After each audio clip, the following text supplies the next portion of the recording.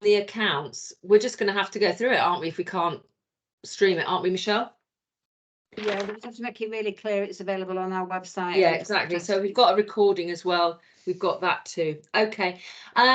Welcome everybody to the first Council of Government meeting of 2023. I hope you had some downtime over Christmas and New Year, and look forward to working with you all over the next 12 months. Any apologies for absence, Jenny?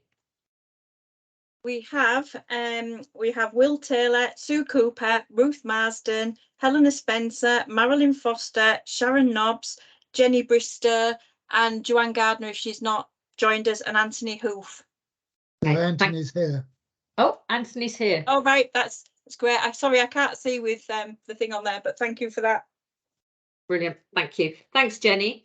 Declarations of interest. If there's anything on the agenda you feel provides a conflict, if you could let us know and excuse yourself for that item if necessary. And if there's any changes to the declaration of interest, please let Jenny Jones know as soon as possible. Okay, any hands up for that? No? Great, thank you very much. Moving on then to the minutes of the meeting held on the 13th of October 2022. Are there any corrections to those minutes? Can't see anybody with their hands up there. No. Is the Council of Governors happy to approve those minutes? Great, thumbs up. I can see a few thumbs up. Thank you very much. We'll move then on to the action log, work plan and matters arising. Are there any questions or comments any colleagues would like to make on any of those? Can't see any hands up for that. Thank you very much, colleagues. Therefore, we'll move on to our patient story for today's meeting. And I'm really pleased to have with us, I think we've got, is Val with us today? And I think Kath Seeley and Carol as well. Yep. Thank you for coming. I think you'll see from the agenda, we're going to hear about living a productive working life with a borderline personality disorder. And I'm really grateful to all of you taking part in today's patient story and really looking forward to hearing from you. So who'd like to go first? Do you want us to introduce Carol? Yes, please. Yes, introduce yourself, please. Yes. Okay. I'm Val Hygo. I'm Team Leader, Prevention, Recovery and Wellbeing Services. My services are Voluntary Services, Recovery College, Wellbeing Employment Service, and IPS, the Employment Service for Secondary Mental Health. I also manage the engagement lead for mental health services. Kath, I'll hand over to you. Thank you. I'm Kath Seeley. I'm Voluntary Services Lead. It's Carol that's going to be telling you about her journey today, and she's in our team and she's a fantastic and valued member of our team.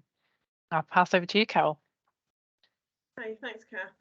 Yeah, I'm Carol Moore. I am admin assistant of Voluntary Services. Have been now in post for coming up for a year in a week or so's time. I have borderline personality disorder, diagnosed in 2000 after a serious mental health crisis. After a year's worth of depression, I ended up overdosing and had 4 months in an inpatient unit in Southampton, which is where I was living at the time. Bear with me a little bit, I'm a little bit nervous. Don't worry, Carol, don't worry, take your time. I'm just going to try and tell you a little bit about my story and my route to recovery from where I was then to where I am now. After my breakdown, I was working at Scandia Life, so I was working in pensions at the time, and occupational health there in the middle of my breakdown told me that I'd never work again, and that was in the year 2000.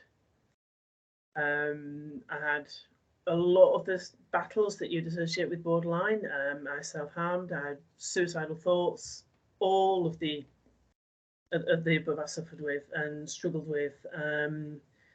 The self-harm battle kind of reached a point where I was in control by the time that I was pregnant with my first child.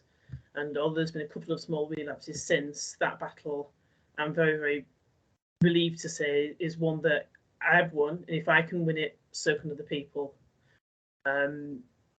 So yeah, it's always going to be something that I'll have to be aware of and to keep an eye on urges and things, because these things don't go away. They don't never disappear completely. Once your brain has been down that path, it goes down it quite often, and it's how far you let it go down the path that determines outcomes. That's it. Didn't work for quite a long time. I've actually been off employment between 2000 and when I started, just before I started with the trust at the beginning of last year. So over 20 years I was off, not working. During that time, I've always tried to do things to keep myself busy and to keep my brain engaged, trying to help myself along recovery.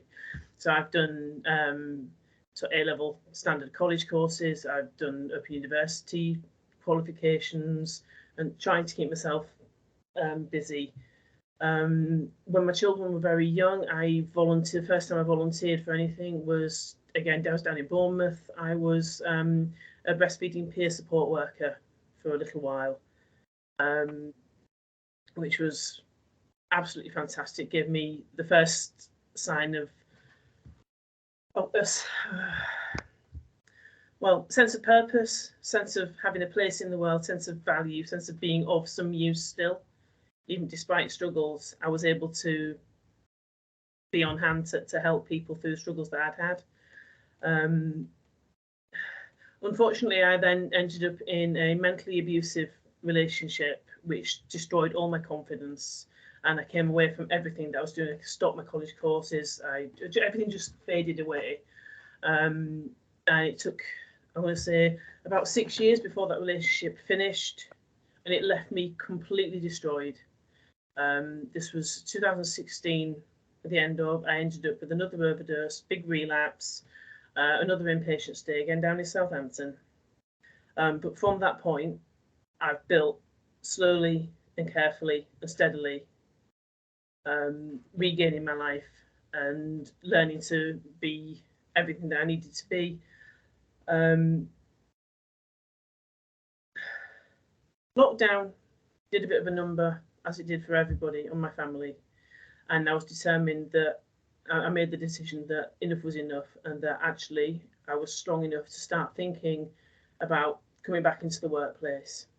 Now, I knew this was going to be a very difficult journey, because having been at that point away from the workplace for 20 years, and I'm only 47 now, so I've been taking most of my entire adult life battling with my mental health. I started to volunteer 1 day a week at the British Heart Foundation, just in the shop in town, but I was doing admin, and I built my confidence. I was on the phones, I was booking appointments, I was talking to little old dears who just lost their husbands and wanted help clearing the furniture away. And that's so it really helped to build, again, purpose, compassion, understanding, and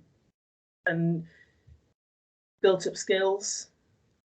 I was proving to myself that I could do the job.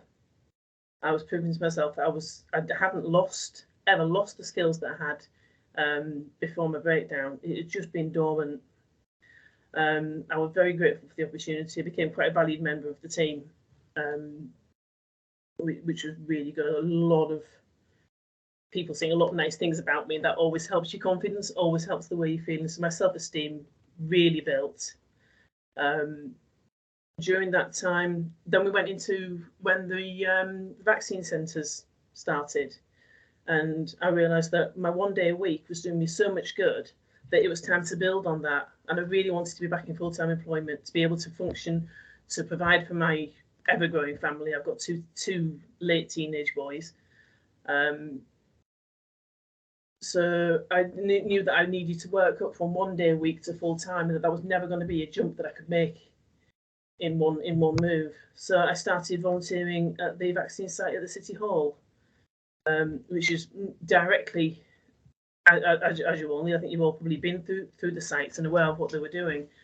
To be able to speak to people, calm people down, take them through the process, show people what to do.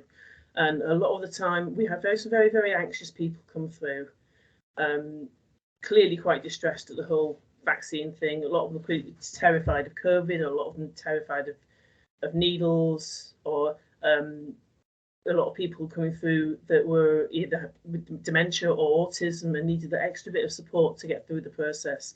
So one of the things that I took on was, when I was there, it tended to be me that would look after these people, because if I haven't been through it, I've been near it. My 2 boys have autistic traits, although they're not diagnosed. So that was the start of being able to use my experiences to be able to help other people. So to be able to use mindfulness techniques and calming techniques and help people through breathing exercises or focusing on distracting them, and to be able to meet people where they were at to get through that little bit that they needed to do was really, really, it started to make things worthwhile. It started to make sense of, okay, I've had a really hard time. There's been people with a lot harder time than me, to be fair, but having had a hard time, having had to battle to regain my mental health, I have skills that I've developed, and I'll be able to start to pass those skills on was a really good boost to make my self-esteem.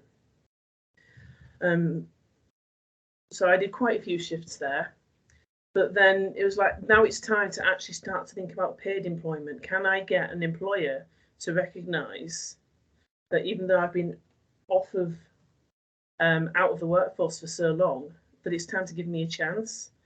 And I found it was a very small job. I started doing 8 hours a week cleaning in a nursing home in Hessel, which was the relief when I got my first pay packet. I cried. So it's 8 hours. It is nothing money-wise, but it meant absolutely the world. And because of it being the sort of environment it was in, I found that cleaning wasn't really for me, but to be with people and talking to people. I got the job done. I got the job done well, but I was able to spend quite a bit of my time chatting with the residents and being able to empathise with them, just make their lives that little bit better. There's one lady I'd regularly sit in for 10-15 minutes to just chat. I think the outstanding memory of that time, because one of the things with borderline personality disorder is you have endless compassion. It's a condition that makes you understand people and be able to put yourself in the place of other people, and it has the skills that come from that. And the outstanding memory from my time at the care home was when I sat with one absolutely delightful little old lady, early dementia, but quite poorly. And I sat with her during the remembrance service, because she was a Christian. I come from a Christian background, so I was able to empathise with her, meet her where she was at, and just sit and be a quiet support while she did what she needed to do through the remembrance service. And I'll never forget that. And then this opportunity with voluntary services came up, and it's like, because I've been through volunteering and I've built my life back up through volunteering and through moving on from that, to be able to come into a team where the sole purpose is to help volunteers, get them back into the workplace, get people following the same path I've done. So I'm really very passionate about volunteering, about volunteer to career, I think it's the phrase we've been using, isn't it? And the huge potential that's there. Because voluntary services is providing a really, really valuable service when we're allowed to, when the opportunities arise. And I really do enjoy talking to people that have come through a similar route to me. We've had quite a few, just recently, quite a few volunteers come through and actually been employed by the trust, and some of them have had similar issues to myself. So that's kind of where I'm at, really. My mental health is pretty good at the moment. I attend the Recovery College's Boxing for Health when it's on, when my own physical health permits me. I keep an eye on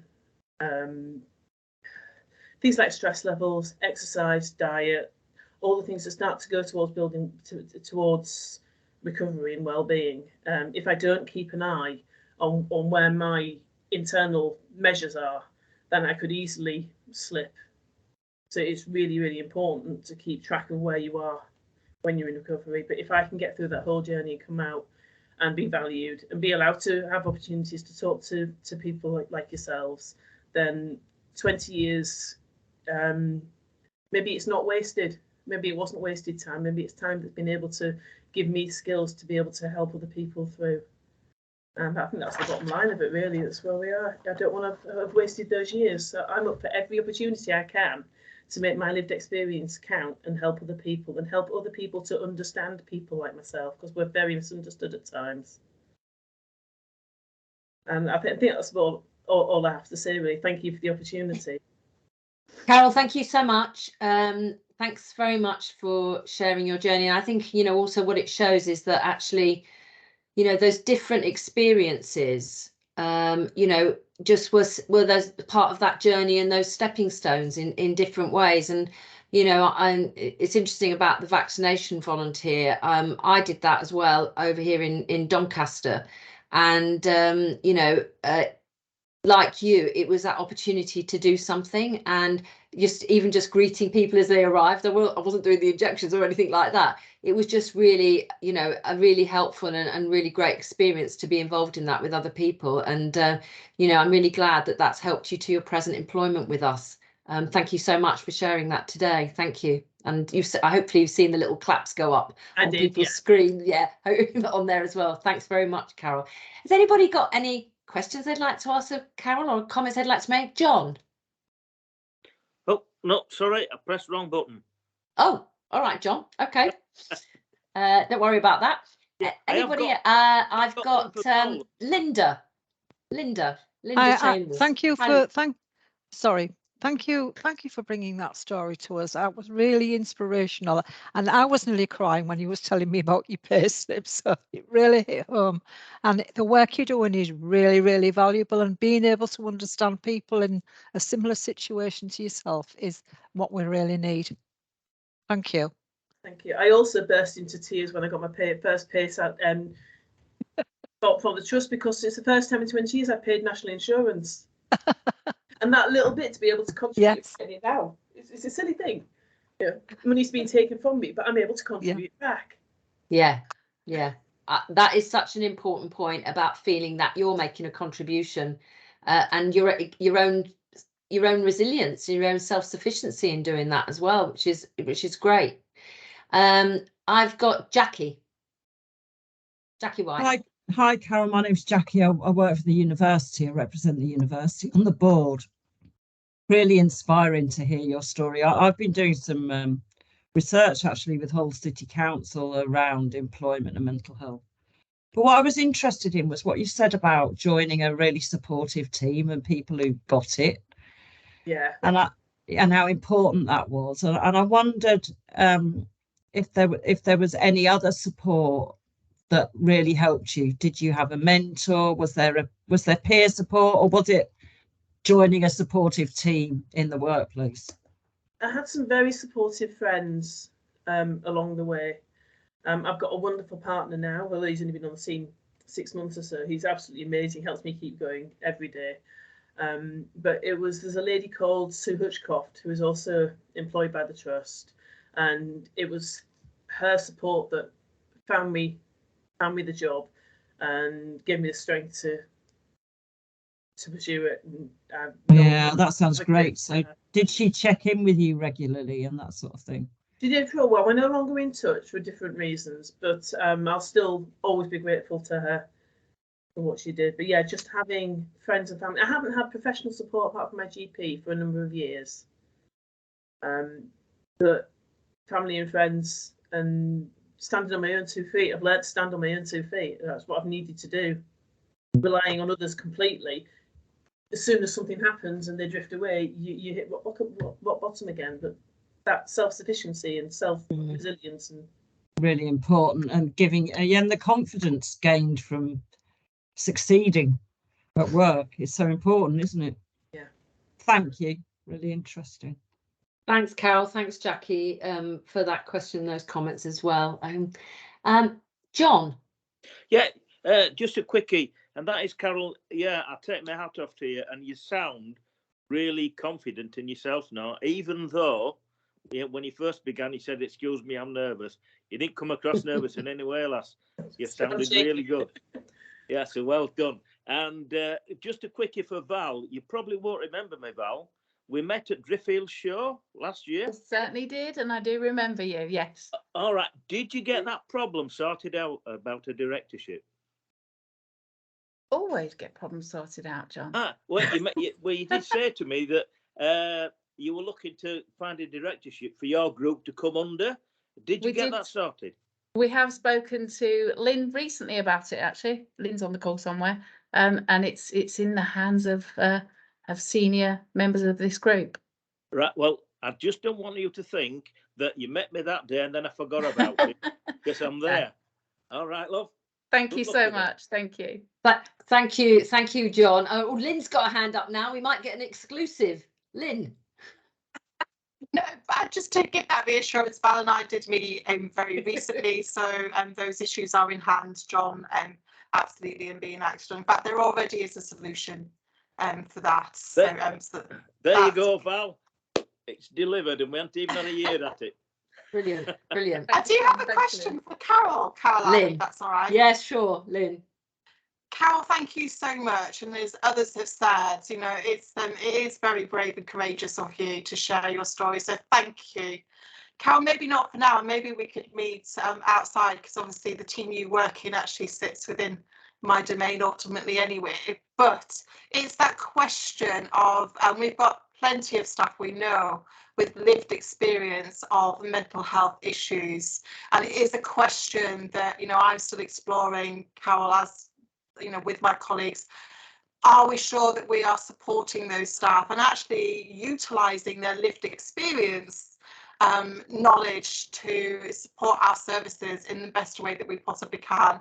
We do a lot around service user and their lived experience, you know, as you've touched on, but it's that wider question about our staff with lived experience. So maybe not for today, Carol, but I'll leave you with that one. It'd be great to have a conversation with you a bit more about what more we can do.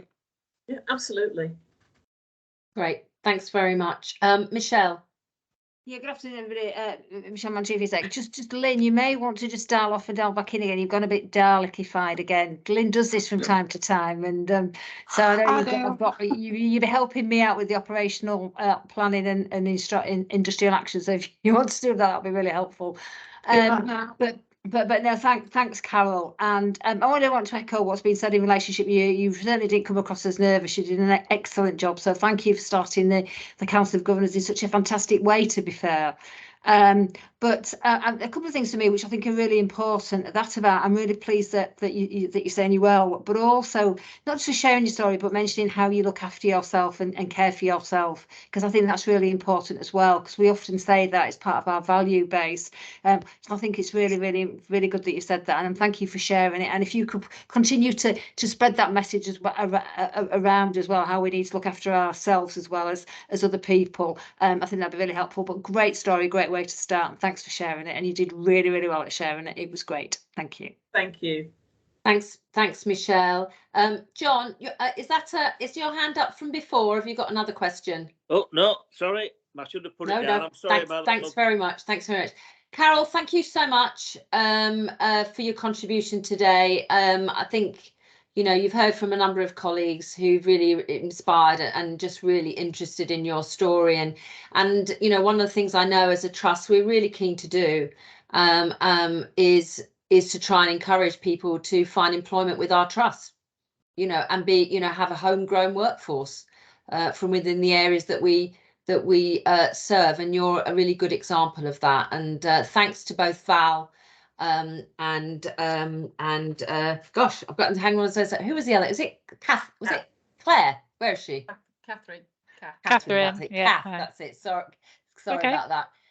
To Val and Catherine as well for being here with us today, and thank you for all the work you do. Thanks very much, ladies. Thank you. It's been a pleasure. Great. Okay, so let's move on, and we move on to the annual accounts for 21-22, item 6. People will know that it was completely out of our control because Parliament hadn't scheduled a time to do their work, statutory work in relation to these accounts. So unfortunately, we had to delay this from having it at our annual members meeting. But we have Pete here today, and the role of the Council as Governors is to hear from Pete and receive these accounts. Pete. Thanks, Caroline. So I'm going to share my screen, so if you just bear with me a second. And I feel like I should apologise in advance, because whilst I'm an accountant and I love reading a set of accounts and find them really interesting, I'm pretty sure I'm not going to be as inspirational or powerful as Carol in the previous presentation, but I'll do my best. But folk on the call, just as a bit of reassurance, I'm not going to go through the accounts in the pack page by page. I'm just going to go through some headlines of the year and some slides I'll share, and then we'll open for questions if that's okay. So just 2 ticks, Caroline.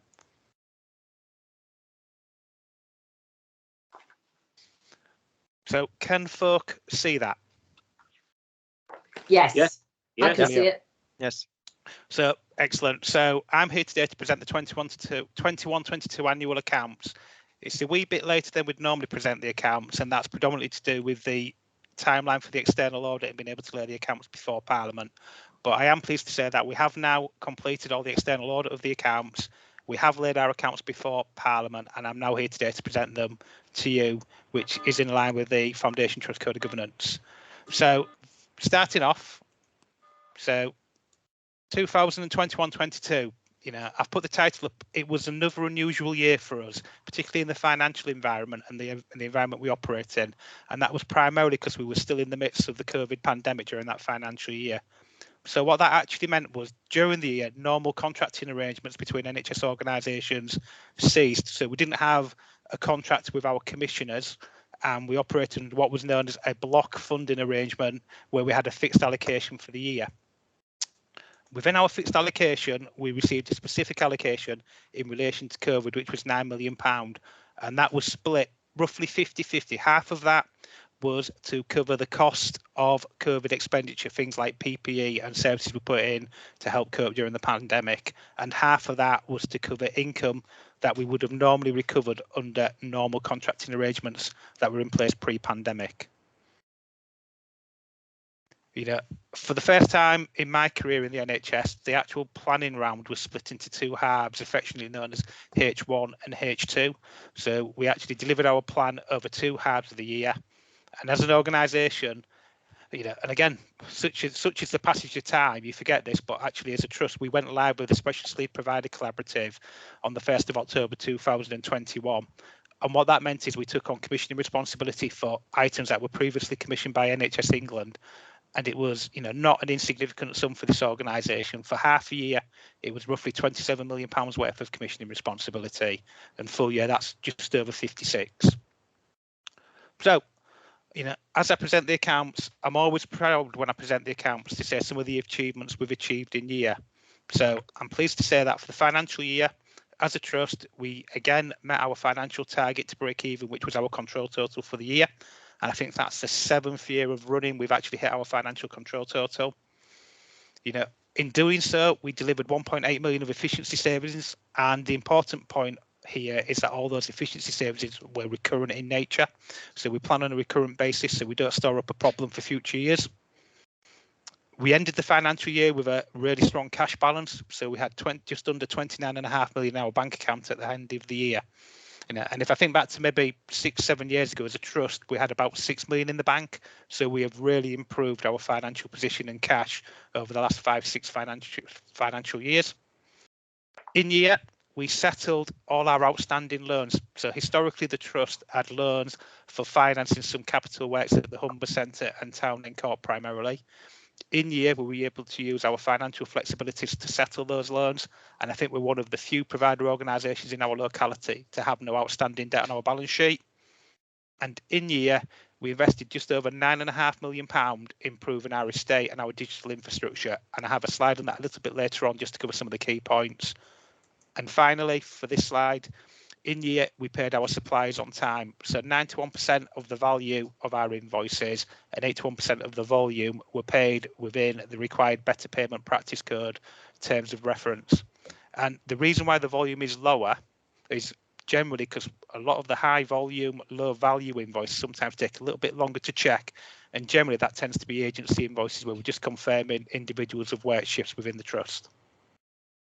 So if I move on just to some other key headlines for the year.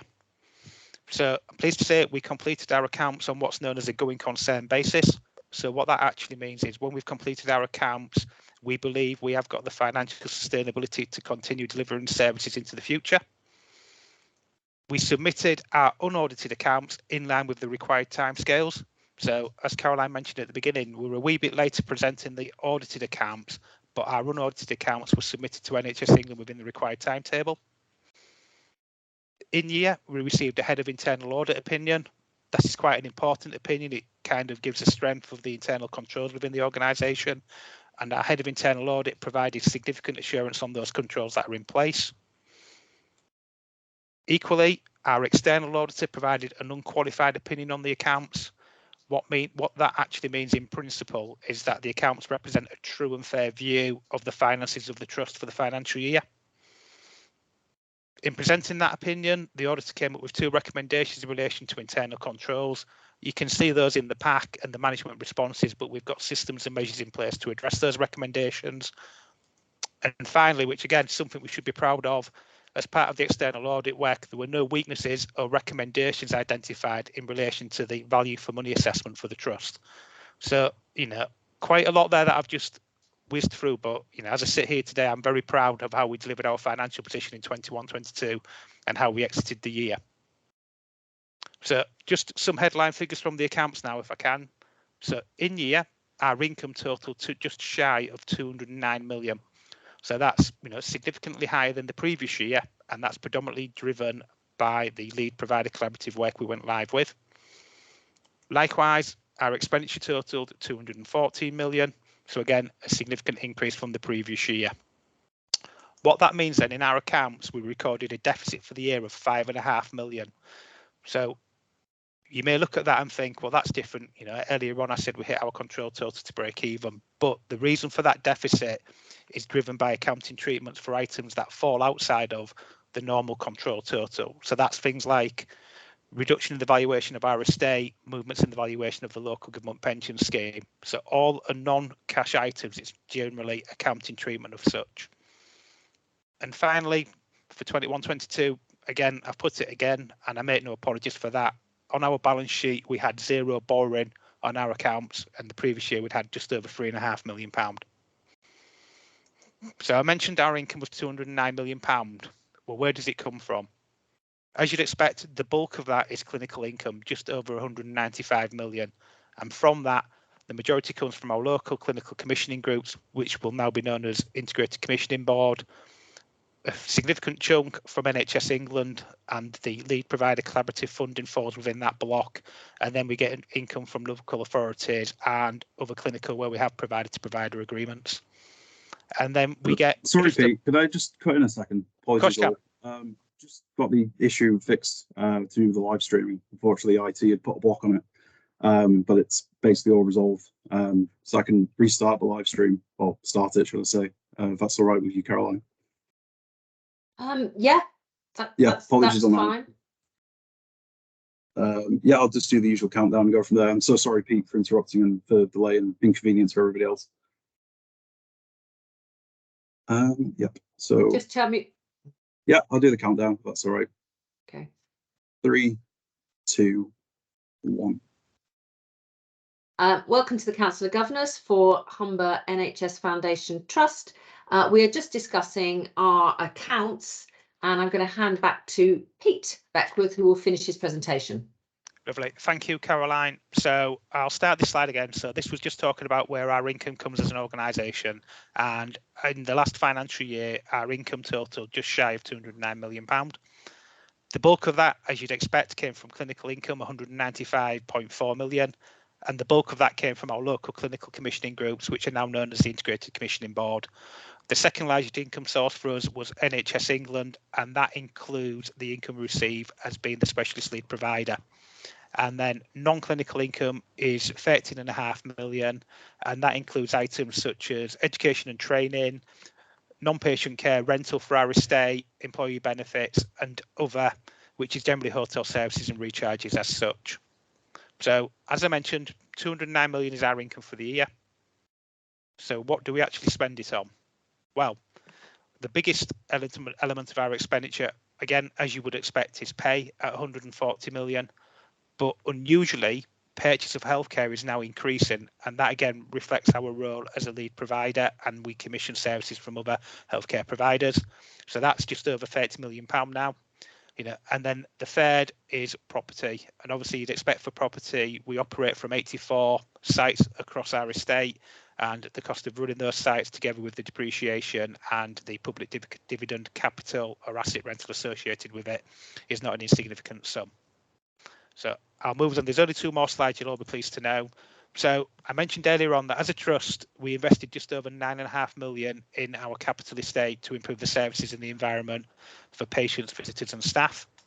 Some of those were the Yorkshire and Humber Care Record. So as an organisation, we are the lead for the Yorkshire and Humber Care Record, and that gives integrated access to care records across the Yorkshire and Humber and actually to wider other integrated care boards now. So it's wider than Yorkshire and Humber, which is something we should be really proud of.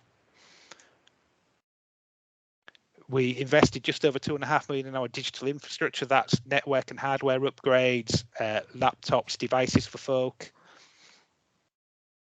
We spent 5.5 million improving our estate, and I'll come on to that in the next slide. So as part of that 5.5 million, we increased our older people mental health beds at Maister Lodge. So we accessed national capital and put 5 additional beds in there. We did a refurbishment of Pine View, one of our low secure units at the Willoughby Hill site. We undertook a ward refurbishment programme in year where we spent just over 1.5 million doing a minor refurbishment across the whole of our acute non-specialised inpatient estate. And finally, we undertook some staff health and wellbeing areas. We had a presentation at the board earlier in last year in terms of the staff health and wellbeing areas, and I'm pleased to say the feedback we got from that was really positive, really well received, and that was as a direct action in terms of our staff survey scores from roughly 2 years ago, where staff were telling us they didn't have a place to rest and recuperate. So that's a very quick whistle-stop tour of the accounts. I'm happy if anybody's got any questions. And thanks very much, Pete. I think it'd be quite helpful if that selection of slides we can share with the governors post the meeting. I think it's helpful. And just before I just take questions, just to flag that on the 2nd of February, I believe, there's a workshop for governors which Pete and Francis Patton are hosting on how we spend money at the trust, which is a follow-up from one of our development sessions for governors. So there'll be another opportunity there to hear more and discuss more. Doff, you're on mute, Doff. This is more of a comment than a question. I'd like to congratulate Pete and the team for managing the account so effectively, and it makes me feel very confident as a governor to be associated with this trust, because I do feel that the finances are in very safe hands. So I'd like to say well done to everyone. Thank you. Thank you, Doff. Thanks very much. Craig? Hi, Pete. Just going forward, we used to have, the governors used to have the external auditors would do an assessment on behalf of the governors. I understand for the last couple of years the world has been different. Will that start again going forward? Short answer is yes, Craig. Ordinarily, the external auditors will come and present to the governors their findings from the audit and probably go into more detail than I did in the presentation about the recommendations, the value for money assessment. Thank you. Thank you. Thanks, Craig. I've made a note of that as well. Thank you very much. Julie? Yeah, thank you, Pete. Just looking at the audit, the external audit report and the significant findings, and there was an overstatement in the value of the assets. Presumably that's been picked up and that won't be occurring again. And internal control recommendations, there's a recommendation relating to the 22-23 accounting period, again another carry forward. Are we assured that all of those comments have been taken on board and will be actioned? Sure, and again, I shouldn't say short answer, but the short answer is yes, Julie. We've put management responses in place. So the two internal control, one was about access to systems, and we already had a system in place. They just said we could have maybe strengthened it a little bit, but the risk associated with that was incredibly low, given the controls we have on the financial system anyhow. And the second one, we had a discussion at our finance committee last week, which was to do with assessments for agency workers and whether or not they're inside scope of IR35. So we gave an update and we've put systems and processes in place to address that. Thank you. Thank you, Pete. Thank you, Julie. Tim. Hi, Pete, and I echo what Doff said as well about the accounts and the work that's been done by you and your team. My query is about the income coming into Humber Primary Care Limited and presumably the expenditure. It's not consolidated in the accounts of the trust. There was a loss on that contract of £479,000 last year. What is the income? We don't know anything about that at all. And there's obviously the expenditure as well. It doesn't affect the trust at all, or what? So, I mean, Lynn may want to jump in as well, Tim. So Humber Primary Care holds... I know what it's for. It's the GMS contract. Yes. Yeah. But they have in place what's called a back-to-back arrangement with the trust. So all the income that goes via that GMS contract then comes into the trust and is recognised as trust income, and the expenditure associated with delivery of primary care then falls within the trust accounts. So Humber Primary Care, for want of a better description, is a shell company to allow the income and the contract to be held, and that then flows through to the trust. So the loss in primary care was absorbed within the overall financial position for the organisation last year. And I'm happy to spend some time offline and talk you through it in more detail. If that's helpful, Tim. That's very kind of you. Thank you very much. Okay, thank you, Tim. I can't see any more hands up. Has anybody else before we move forward? No. Okay, thank you very much, Pete. Council Governor's happy to receive the annual accounts for 21-22. Yes. Brilliant. Thank you very much indeed. Okay. I have for these meetings said every 45 minutes we'd have a break. So I'm going to take a 5-minute break here and then we'll come back and carry on with the agenda. So there's a 5-minute comfort break. So back at 3:20, please. Thank you.